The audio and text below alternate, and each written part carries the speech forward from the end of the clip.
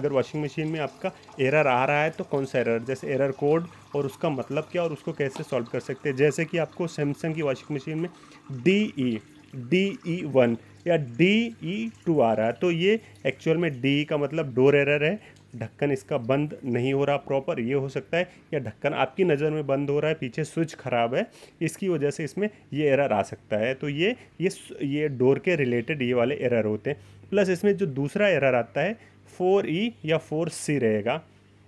ये 4E या 4C जो एरर है, ये वाटर सप्लाई का एरर रहता है। अगर वॉशिंग मशीन जैसे आप यूज़ करते हो तो पीछे से उसका इनलेट वाल जो है वो ब्लॉकेज हो गया और जितना पानी वॉशिंग मशीन के अंदर है वो पानी नहीं आ रहा है, तो उस पर जो एरर हो जाएगा वो 4E या 4C का एरर आता है। तो इसके लिए कभी आपका इनलेट वाल ख़राब है या उसके अंदर बहुत सारे ब्लॉकेज है, तो ये कंडीशन में अगर आपको एरर आ रहा है तो पीछे से इसका फ़िल्टर सफ़ा करेंगे तो सकता है कि आपकी प्रॉब्लम रिजॉल्व हो जाए।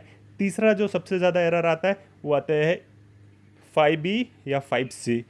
5B या 5C जो मोस्टली एरर होता है ये ड्रेन एरर होता है। कभी आपने वॉशिंग मशीन के अंदर कुछ ऐसे धागे हो गए, रेसे हो गए, कुछ ब्लॉकेज हो गया, ये चीज़ें हो गई, तो पानी का ड्रेन आउट नहीं होगा प्रॉपर, तो आपको ये एरर शो करेगा। वो एरर जो से शो करेगा आपको 5B या 5C एरर शो करता है। कभी आपकी ड्रेन मोटर ख़राब हो गई तभी भी सेम एरर आएगा, और कभी आपकी PCB जो है सप्लाई नहीं दे रही ड्रेन मोटर को तब भी एरर आएगा। और उसके बाद जो चौथा मोस्ट कॉमन एरर होता है, जो कि मोस्टली 1 साल के बाद या 1.5 साल के बाद मशीन में आना शुरू होता है, वो होता है जो इस मशीन में प्रॉब्लम्स आ रही, वो होता है UE या UB। ये अनबैलेंसिंग एरर होता है।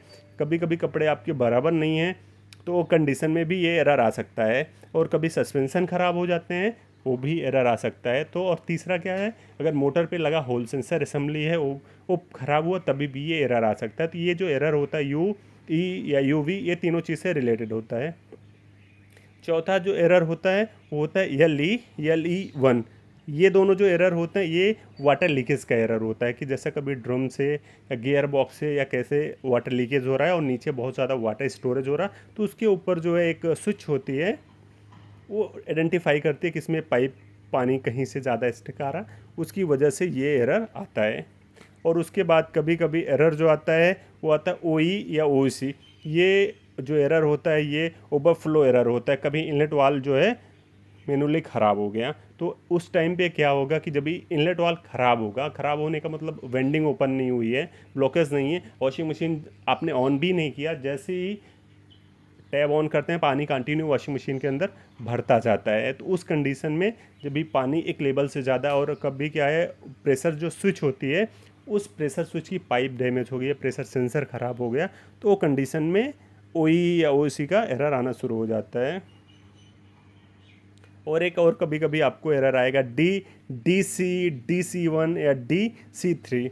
ये क्या होता है कि जैसे आपने डोर को वॉशिंग मशीन स्टार्ट कर दिया, चालू हो रही, जब भी मशीन स्पिन मोड पे गई तो डोर प्रॉपर लॉक नहीं हुआ। जो उसका लॉक लगे होते हैं, जिस वॉशिंग मशीन में लॉक दिया होता है, डोर लॉक नहीं, एक सामने आपका लॉक होता है जैसे कि इस मशीन में, वो डोर अगर लॉक नहीं होगा प्रॉपर तभी ये मशीन जो है DC1 या DC3 ये एरर शो करेगा। बाकी कुछ मशीनें जो हैं DD मोटर की जिसमें हीटर लग के आता है, जैसे कि आपका HE ये 2 एरर आ रहे हैं, तो उस कंडीशन में ये जो होता है हीट एलिमेंट से रिलेटेड एरर होता है। उस कंडीशन में कभी हीट एलिमेंट ओपन हो गया या ग्राउंडिंग हुआ या कुछ हुआ या थर्मिस्टर उसका ख़राब हुआ, तो वो उस कंडीशन में जो आपको एरर आएगा HE या HE1 आएगा एरर। और उसके बाद तीसरा क्या होता है कि कभी आप इधर मशीन को चला रहे हैं तो उसमें इधर उधर कुछ बटन दब गई, तो उसमें कभी कभी कस्टमर जान नहीं पाता, CL लिख के आ जाता है, CL। तो वो क्या होता है, वो चाइल्ड लॉक होता है कि अगर बार बार कोई बटन इधर उधर दबाता है तो उसमें एक फंक्शंस होते हैं चाइल्ड लॉक का, जो कि बहुत सारे लोगों को नहीं मालूम होता। और चाइल्ड लॉक जो है एक्टिवेट हो जाएगा तो आदमी को लगता है कि मशीन आगे कोई काम नहीं करती, तो इसलिए वो जो है CL अगर लिख के आ रहा तो चाइल्ड लॉक का होता है।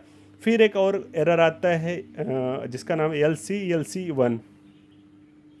अब ये क्या होता है कि जैसे आपने वॉशिंग मशीन यूज़ किया, बेसिकली जो अभी हमने एरर की बात किया LC1, ये एक्चुअल में low level leakage of the form overflow. कभी क्या होता है कि जैसे हम लोग डिटर्जेंट यूज़ करते हैं तो बहुत ज़्यादा डिटर्जेंट यूज़ कर दिया तो झाग बहुत ज़्यादा बनती है, उसकी वजह से कभी कभी ये एरर आता है।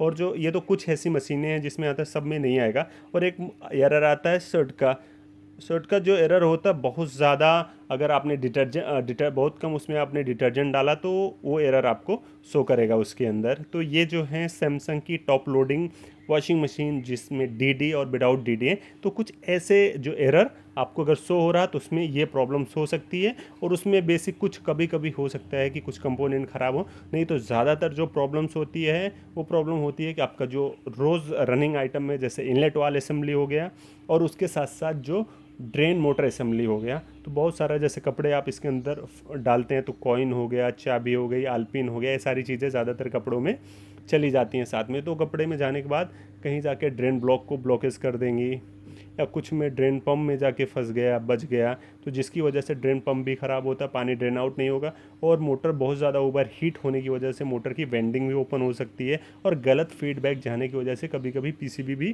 ख़राब हो सकती है। तो ये सारी चीज़ें हो जाती हैं। तो जब भी आप कपड़े धुलें, बेसिकली एक बार आप जो कपड़े इसके अंदर डाल लें उसको क्रॉस चेक करें कि उसके अंदर कॉइन, सिक्का, चाबी, ये जो अननेसेसरी चीज़ें हैं ना जाएं।